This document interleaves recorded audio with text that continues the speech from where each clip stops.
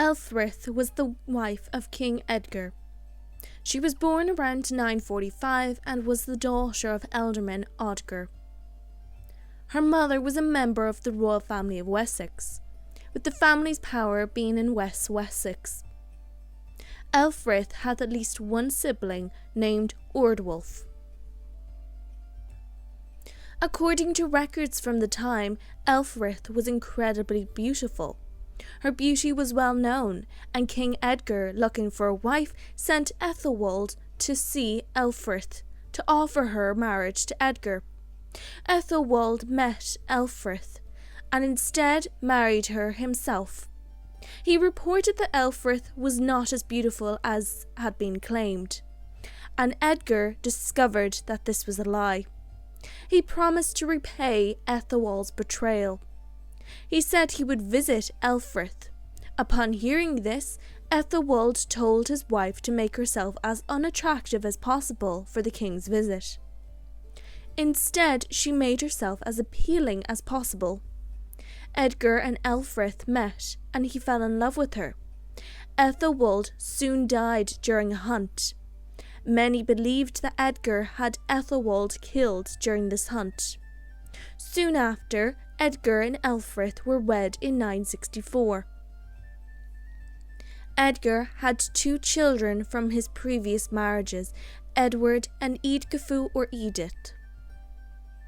2 years after their wedding, Ælfthryth gave birth to a son named Edmund. In King Edgar's charter in 966, Edmund appeared before Edward in the list of witnesses.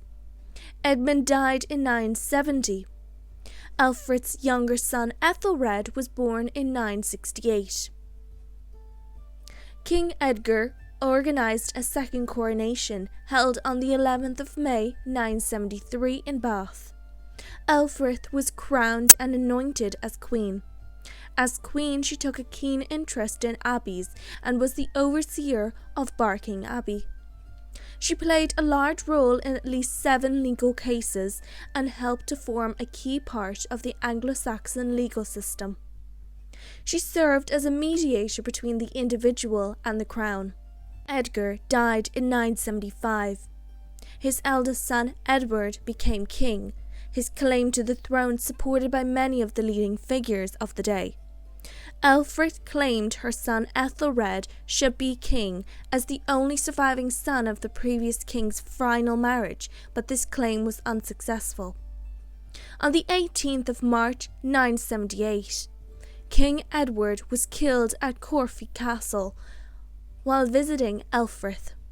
Some say he was murdered by Ælfthryth's servants, others say nobles in Ethelred's service. Many believed that Ælfthryth had Edward murdered to make way for her son to become king. Within the year, Ethelred was confirmed as king of the English. Due to his youth, Ælfthryth served as regent until he came of age in 984. She ruled quietly and efficiently. When Ethelred came to power in 984, however, he rebelled against his advisors chosen by Ælfthryth, setting out his own path as king. Around this time, Ælfthryth disappeared from the list of charter witnesses.